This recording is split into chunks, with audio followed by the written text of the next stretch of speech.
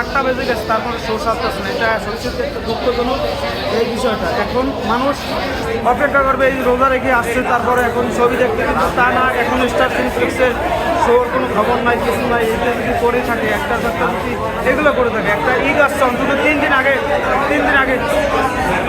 ভাই টিকিট কখন ছাড়বে? সাজাতেছে। আপনার কোন ছবি দেখবেন?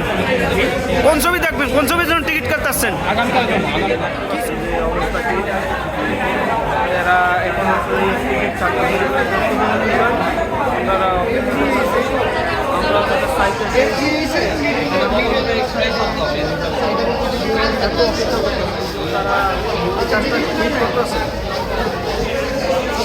লাইনে দাঁড়ানো আছে। 8টা বেজে তারপরও টিকিট ছাড়তে